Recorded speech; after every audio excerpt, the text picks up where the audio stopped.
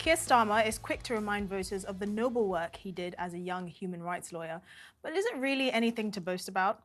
An investigation by The Sun has revealed the Labour leader's free services helped twisted criminals to reduce their sentences. These included Jamaican Lambert Watson, who slaughtered his girlfriend and 9-month-old baby, and Malawian murderer Francis Kafantayeni, who buried his 2-year-old stepson alive. His bid to abolish the death penalty in Trinidad and Tobago would have also saved the life of Lester Pittman, who murdered BBC newsreader Lynette Lithgow-Pearson and her family. A Labour spokesman said, given the number of miscarriages of justice there have been, Keir Starmer does not support the death penalty.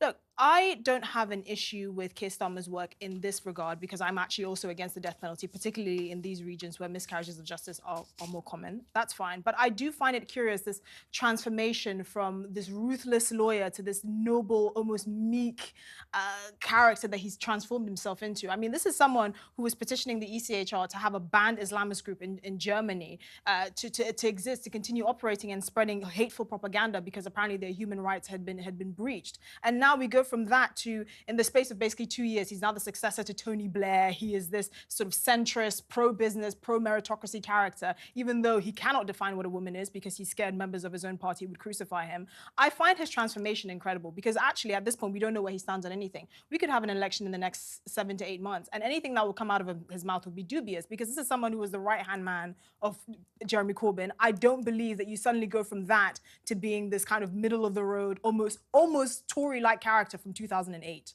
I find it incredible. Gosh, who's going to take on Esther? Well, Nobody's going to take on. I think we have to be quite careful on this because it would be easy when you look at the headline on this story to think that Keir Starmer personally pleaded for these heinous, hideous, awful individuals to be let scot-free and let out onto the street. That is not what this story is. And the reason I'm slightly concerned about this story, because as you rightly said, he was campaigning for the death penalty to be lifted all over the world, and particularly in Commonwealth countries where they have a relationship with our judiciary system. That's where we had some influence on their judiciary system.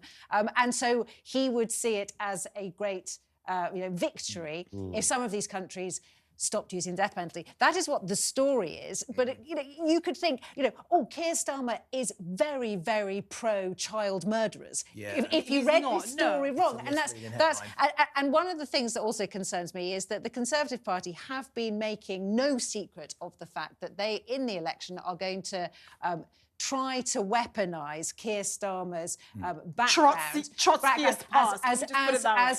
and constantly say he's a lefty lawyer who doesn't care about. But hang on. Who doesn't care about. But hang on. But where it matters is, and I think Esther, where you're right, is we don't really know who Keir Starmer is or what he stands for. And when it comes to difficult policies like dealing with, for example, immigration, is he going to stick up for the country and work out that he has to come up with a solution that deals with both legal and illegal migration in order to make sure that our country stays stable? Or is he going to take his past legal route that then would allow and fight for pretty much the human rights of pretty much every individual who wants to come to our shores? Yeah. And I think that's the important point, which is where's he going to go on policy?